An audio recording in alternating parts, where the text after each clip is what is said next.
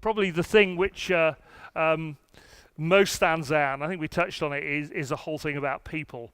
It's pretty central to any food and drink operation, and it's certainly underlined at least once a year, and actually every day, but really once a year, you guys come out in your droves, your hundreds, to our Jim Sullivan London workshop, where Jim, the great American leadership guru, actually enthuses you guys about getting the best out of your people. You guys come. Jim unfortunately can't be with us here today, but it's always worth listening to his perspectives, and particularly on the critical issues that he believes are facing this business in the coming year and years ahead on both sides of the Atlantic. As I said, he couldn't be with us, but I did speak to him earlier. So, ladies and gentlemen, Jim Sullivan via a video link. Hi, Jim. Great to be seeing you. Thank you, Peter. It's a pleasure to be with everyone today, all the way from Green Bay, Wisconsin in the USA, celebrating your Peach 2020 10th anniversary with this look at the evolution of food service over the next half decade. Indeed. So time to look in your crystal ball. What are the critical trends and issues that you think food service operators should be paying attention to between now and 2020? First, let me say that it's a slippery slope to predict the future, which is why we never see a headline that says psychic wins lottery. But one can thoroughly assess current trends in food service technology, design, menus, hiring, and customer behavior, and then make some reasonable assumptions about what will most likely occur in the next few years. So, how should we be going about that? I think we should start by first considering what's not likely to change, the big picture issues that will continue to impact our business, the 7 fundamental food service challenges that have been around a long time. They include labor, same-store sales, customer service issues, food and beverage, process and procedure, training and development, and site selection and marketing. These 7 perennial challenges to our people, performance, and profit impact our business today and will surely impact it 10 years from today. The key is to leverage all the available resources, technology, and innovation we have in the present to minimize the cost and maximize the impact of doing business tomorrow. Vital stuff. But how do we do that, particularly in a UK context? Well, it's complicated, but here's 3 ways. First, benchmark company, industry, and then non-industry best practices. Make tacit knowledge explicit within your own company. Create an online repository of insight where managers can share best practices on those 7 challenge areas every week. Now, that being said, if you're only benchmarking your company's best practices, you're probably not going far enough. Since you compete against dozens of other brands, you should be benchmarking all of their best practices too. And since we're competing with the retail, grocery, and manufacturing industries for the same labor pool, we should also be benchmarking their best practices relative to marketing, merchandising, hiring, training, and service. Music to our ears. As you know, we at CGA Peach spend a lot of time helping operators benchmark themselves against the market. But what next? Study the train wrecks. Research current food service brands that are succeeding. They're obviously doing something right to acquire and maintain customers. Find out what it is. But also look at food service brands that flew and then failed, that soared and then stumbled, that dominated and then disappeared. You can often learn greater lessons in leadership by studying businesses that tanked than by studying those who didn't. Third, make every detail perfect and limit the number of details to perfect. Your primary job is to eliminate the things that cause conflict with your customers. What drives customers, crew, and shareholders crazy? Habitual inconsistency. So, habitual consistency in operations is the target, day in, day out.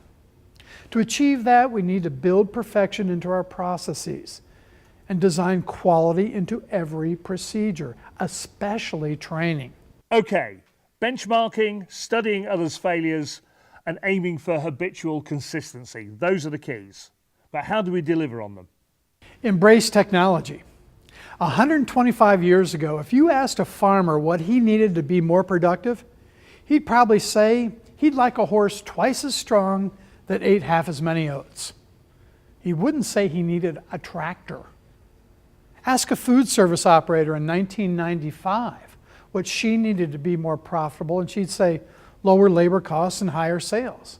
She wouldn't have said an iPad or a tablet. The point is, technology changes things so rapidly that food service operators aren't sure what the best solutions to their problems might be. And worst yet, the solutions they choose may not be in sync with what our customers want. It's not so much that we need new ideas, but we need to stop having old ideas. So seek out trusted partners in technology. So, if you were that technology advisor, what are the ideas and developments you think are going to have the biggest impact? Picture a typical scene today in a restaurant, pub, or a hotel with a busy server handing a diner a menu and trying to describe specials or suggest specific food or beverage. Now imagine that menu dissolving and being replaced by an iPad or a tablet. The result? More cash in your pocket. Why? No more printing costs. No more menu merchandising training for the server. Better inventory control and higher sales because the iPad or tablet will automatically adjust pricing for available inventory for food that's fast approaching its freshness date, and it will even allow peak pricing, that is, charging more during the busiest times. In fact, this smart menu will sell better than 80% of the servers we currently have. Now imagine the same scene where the server dissolves at the same time the menu does, being replaced by the same iPad or tablet, being handed to 6 different tables by one greeter. You've just replaced one of your biggest recurring costs, challenges, and frustrations: labor. In the next 5 or 6 years, I expect pads and tablets to replace 50% of servers in full-service restaurants. And I believe that ordering kiosks or mobile phone payment will replace 60% of quick service order takers. Now hang on, this is pretty radical stuff in a people-centric business. I suspect there's a few people here a bit concerned about technology replacing frontline teams. Won't that just reduce that important guest-server interaction? That's a really good question. I think we'd all agree that the goal is a quality product and better service for our customers, right? However you achieve those objectives, you win. If it can be done with great servers, fine. If it can be done better with technology, fine. The definition of good service depends on your expectations, and that varies by how much you're paying for the experience or how old you are. Will a Michelin 3-star restaurant replace its servers with iPads? Doubtful. But can a casual theme or quick service restaurant see economies of scale, reduce labor costs, and improve service by using tableside or mobile ordering technology in place of servers? Probably. Will their millennial and Gen Next customers expect a technology interface at the point of sale? And will they avoid restaurants that don't have it? Possibly. Wouldn't you be doing yourself out of a job with all this? Won't there be fewer frontline leaders to mentor?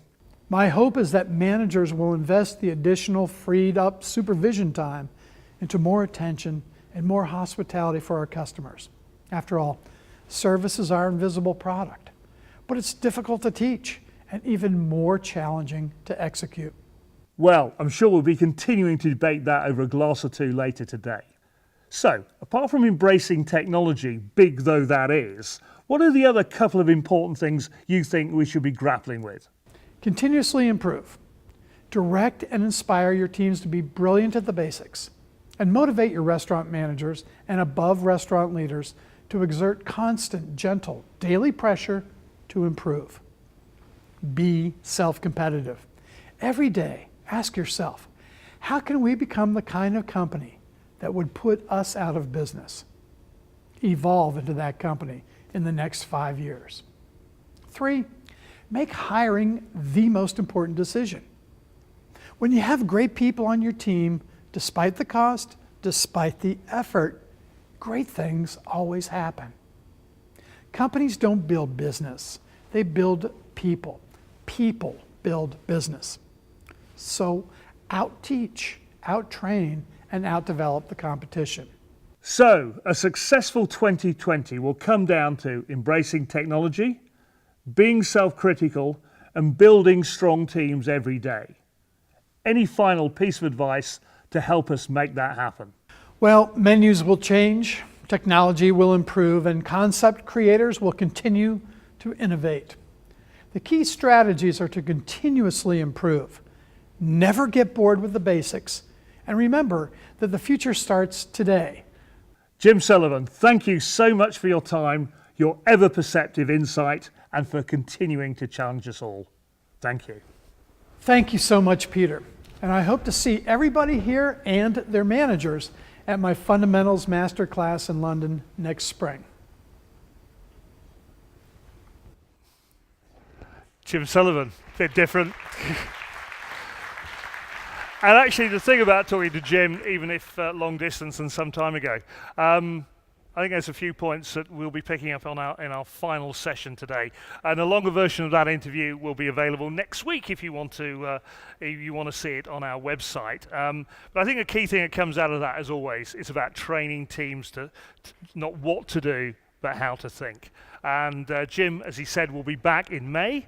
We're playing around with dates soon, but he'll be back here in London for his annual UK Leadership Masterclass. So, please send your teams there. There's a lot of people in this room today who have sent their teams. I think that it always works out well, even if it is all about doing the basics. It really, really enlivens people.